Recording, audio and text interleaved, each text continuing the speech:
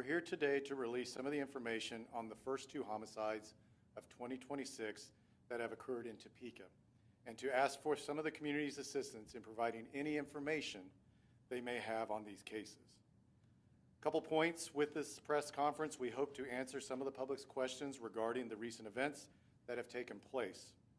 We will not be able to answer all questions as we have to let the legal process do its job.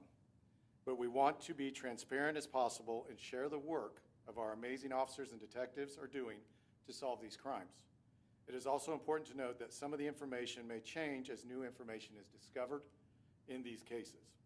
We'd like to take time to offer our thoughts and compassion to anyone impacted by these recent losses in our community. This afternoon, we will brief our two latest homicide cases. Good afternoon. As he said, I'm Assistant Chief Cross from the Investigations Bureau here at the Topeka Police Department. Sadly, we're here today to provide some initial information on a tragedy and the loss of a young life in Topeka. This remains an active investigation, and what we can share at this time is limited. Last night, at approximately 6:25 p.m., emergency service units from the Topeka Fire Department, American Medical Response, and the Topeka Police Department were summoned to the 500 block of Southwest Buchanan for a pediatric medical emergency.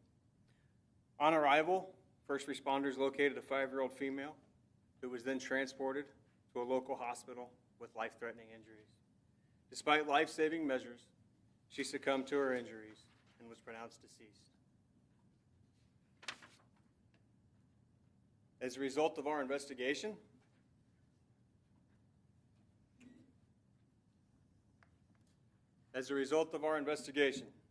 we can share that 2 suspects have been taken into custody and booked on the following charges.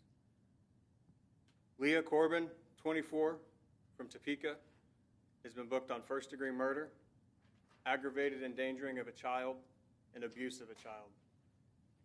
Kyle Vale, 35 years old, from Topeka, has been booked on first-degree murder, aggravated endangering of a child, and abuse of a child. At this point, I'm going to pass it back over to Commander Monosmith to update us on homicide number 1.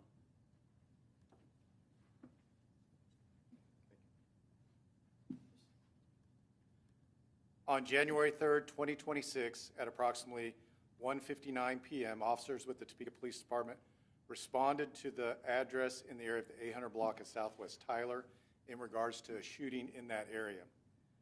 The victim, Stella McCook, 43 years of age, of Topeka, was found deceased. We would like to ask the public's information for any information, or public's assistance for any information regarding this shooting. As always, we encourage any of our community members with information to reach out. You can email us at teltpd@topeka.org or contact the Topeka Police Department Investigations Bureau at 785-368-9400.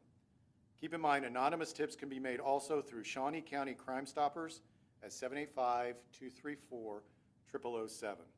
You can also submit anonymous tips online at the email address www.p3tips.com/128. At this time, we'd like to stand for any questions you may have. Regarding yesterday's death, what can you tell us about the relationship between the victim and the suspects? Thanks, and to make it easier for anybody else picking up audio, the question was, what can we share about the relationship between the 5-year-old victim and the suspects? At this point in time, we can share that they are family members.